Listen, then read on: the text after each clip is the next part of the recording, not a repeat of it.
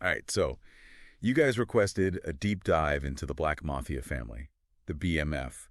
And, well, let me tell you, this story, it's got it all. From the streets to hip-hop, family, ambition, the whole nine yards. Yeah, it's wild how the BMF story, it like intersects with so many parts of American culture, Makes you really think about success, what people will do to get it, that kind of thing. And it all starts with two brothers, from my understanding. Big Meech and Southwest T, right? What was the year, like the early days, what were they like back then?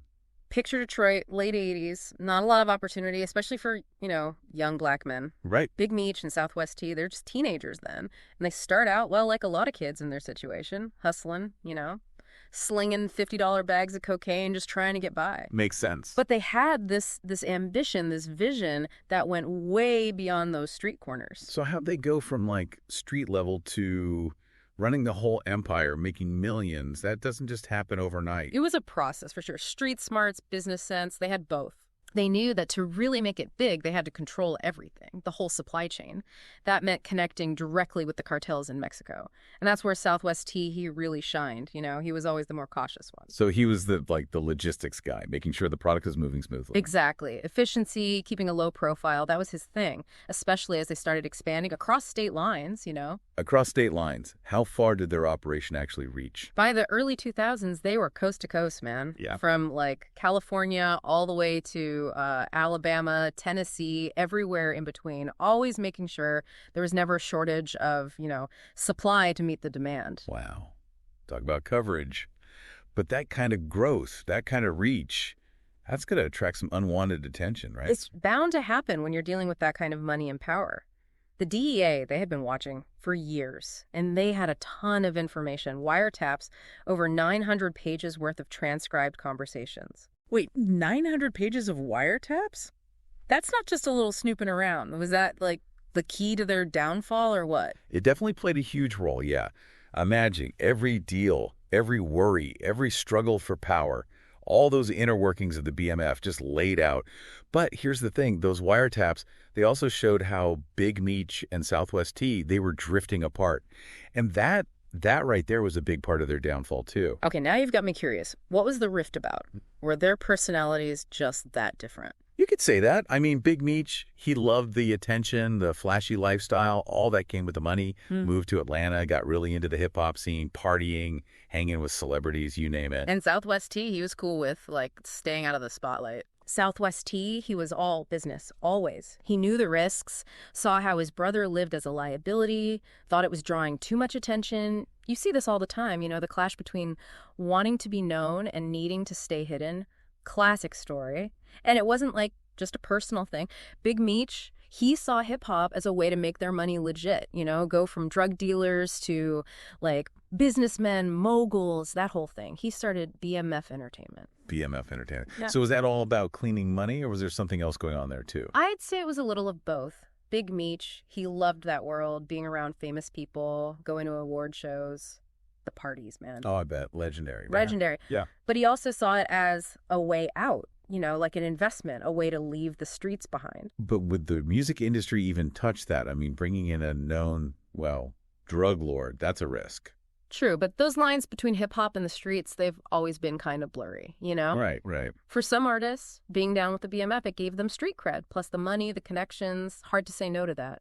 I guess so. But the DEA's watching. Seems like a bad idea. For some, the payoff was worth it. Big Meech, he wasn't just offering money. He was offering a lifestyle most people could only dream of, Private jets, parties with celebrities, that kind of thing can boost a career real quick. He even got one of their artists, Blue Da Vinci, a Source Award nomination. Hold on, a Source Award? That's what, like the Oscars for hip-hop? Back then, yeah, pretty much. Put Blue Da Vinci on the map. And for Big Meech, it was proof that he could make it in both worlds.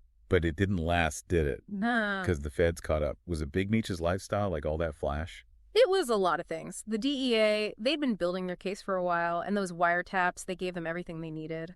But yeah, Big Meech, he liked to be seen. All those parties, the money he was spending, made him an easy target. So the thing he wanted, the fame, it brought him down. Kind of ironic when you think about it. That's the game, man. The higher you climb, the harder you fall. What happened Ooh. when the feds moved in? 2005. Big bust. Big Meech, Southwest T, they both got hit with 30 years. 30 years. That's it, right?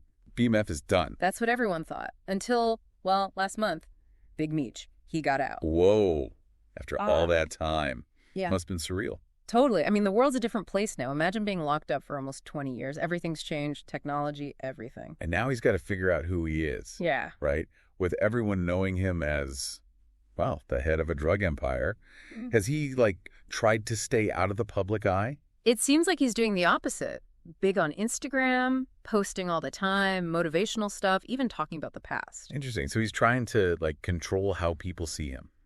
It's wild, right? He's using social media to kind of rewrite his own story.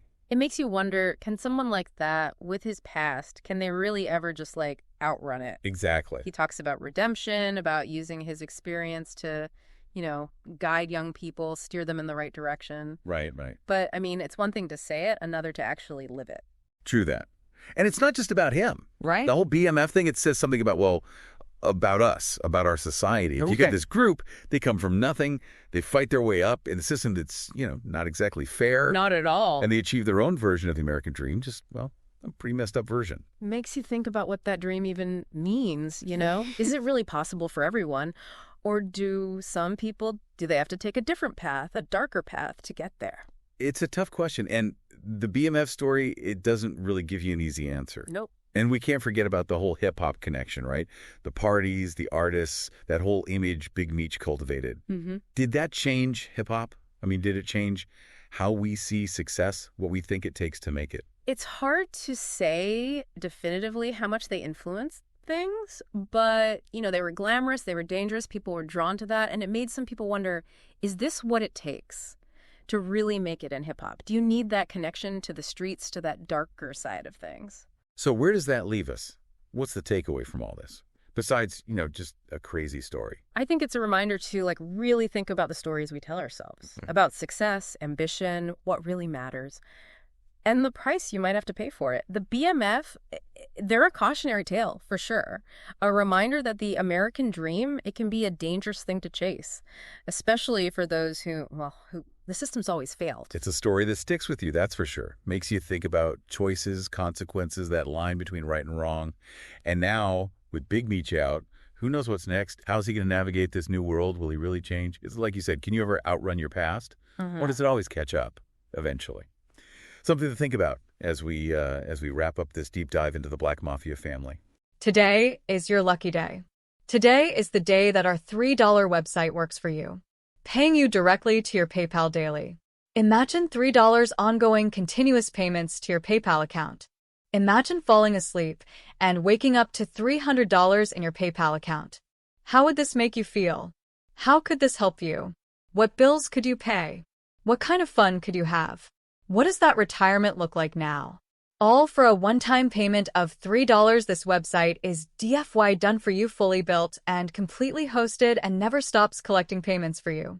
You have spent $3 on coffee on a regular, but that coffee won't help you create multiple streams of income. Click the link below.